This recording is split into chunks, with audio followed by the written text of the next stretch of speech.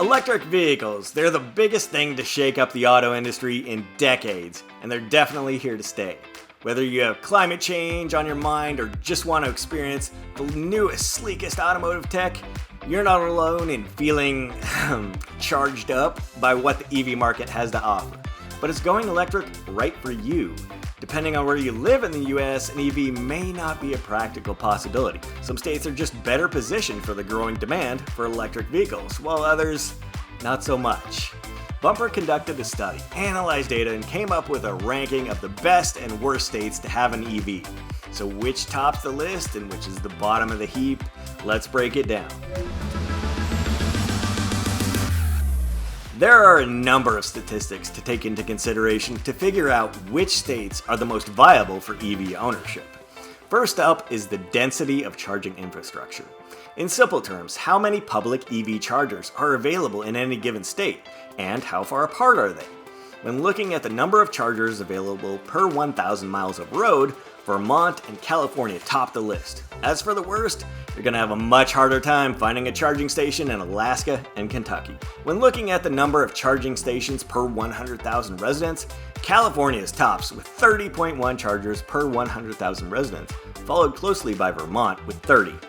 At the bottom of the chargers per capita list is Louisiana with 1.9 per 100,000 people, followed by Mississippi with 2.3. Meanwhile, both California and New York are leading the growth for the total number of new EV charge stations. From January 2017 through August 5th, 2021, California added over 11,000 new stations, followed by New York, Florida, Texas, and Massachusetts. At the bottom of the heap is South Dakota with only 30 new stations, followed by Alaska, Wyoming, Montana, and North Dakota, which each added less than 50.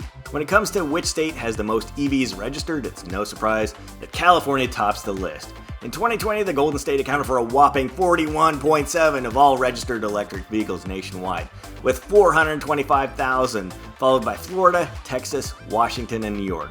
Meanwhile, there are only 220 EVs in North Dakota in 2020, putting it at the bottom of the list. Other data factored into Bumper study was state financial incentives for owning EVs. This includes the number of rebates and tax incentives found in each state, the cost of recharge versus the average price of gas, mean travel time to work, and the purchase cost of an EV versus the purchase cost of a gas vehicle. Surprisingly, the study found that Washington and Illinois beat California as the top states for financial incentives to own an EV. Meanwhile, Kansas and Alaska were at the bottom of the pile. One other thing to consider when thinking about purchasing an EV is how much do you pay for electricity?